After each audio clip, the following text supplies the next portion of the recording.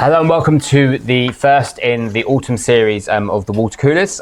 This water cooler coincides with the release of our benchmarking report, which we release annually. So the benchmarking report, for those who haven't seen it before, looks at the average dental practice, if there is such a thing, and what the typical cost base is, what the typical benchmarks are. So rather than talking just in terms of goodwill, we talk about where costs and revenues sort of play into that. And of course, the ultimate factor is, of course, this does play into the value of your practice, because the higher your EBITDA, the more your dental practice is likely to be worth. So if there is a particular area where you're spending more than, say, the typical average, then it may well be your valuation is being depressed. But equally, where you've got areas where potentially there is underspending, it doesn't necessarily mean that your valuation will be increased by the same amount, because it may mean that then caution is raised, particularly by some of the experienced group buyers, as to the sustainability of that particular cost base. So we're going to focus on the benchmarking report, but we're talking percentiles, not real spending. So by way of example, if we said that something has there's been no change in a percentile, it doesn't necessarily mean that the real cost hasn't changed, because if, for argument's sake, say we've been in an inflationary environment and that's gone up by 10%, so something that cost £1 a year ago now costs £1.10. If the percentile hasn't moved, it means that same material, which may have cost 10% of revenue, now costs, instead of 10 pence, it now costs 11 pence, because that also has increased by 10%. Actually, when you look at this year's figures compared to last year's figures as a percentage, actually, as you say, the differences are negligible, if very, very small compared to where you would have expected to see it.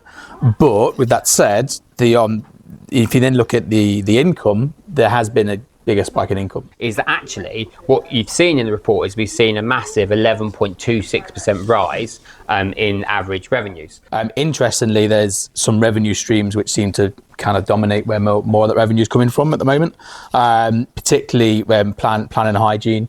That's had quite a big increase. Plan has seen almost 23% uplift in comparison to the average practice we're valuing last year with Plan. Is that the hypothesis is that whilst we have been in an inflationary environment and costs have gone up, and I think certainly for staff costs in particular, I think we'd all agree they've gone up because they're more live, if you like, than maybe some of the materials and labs, is that actually what's happened is that those costs have been offset by maybe price rises or increases in productivity, as opposed to it just going straight to the bottom line. And I do think there's a slight displacement of revenue from away from the NHS into private, or it's at least into that private mix, whether it be plan or fee per item. And we can see that in what we're valuing. We're seeing less and less practices not necessarily fully achieving their contract, but also more and more that have either reduced their commitment down. And those patients ultimately have to go somewhere. And in some areas of the country, there's less NHS availability or less practice availability for patients. So I think naturally you would have expected to see that increase. I just didn't expect it to go up as high as what we've seen it over the course of the last year. But I do think that could be a case of foresight with inflationary pressures moving forward. So practices were ahead of time. The numbers don't fully reflect the proportion of surgery space used in comparison to last year. So last year we reported that there was 4.14 surgeries in use, and an average surgery was delivering 224k in revenue. This year we're reporting that there's 4.18 surgeries in use. It doesn't necessarily indicate that had a natural impact on the 260k, which we're now seeing this year based on the 4.18, which is what, a 36k difference. But I do think what we are seeing is more practices with more surgeries. So more surgery space is being used on an average across more practices, rather than it necessarily being that practices are utilising their surgery space. But interestingly, what that does show, I think, is where you look at plan and hygiene, is those are two very big growth areas. Fee per item arguably is a growth area, but plan and hygiene is somewhere where you can actually take it out of the surgery, put it in another surgery, and you can utilise hygiene space. You can bring in a plan and it's a little bit more cost effective.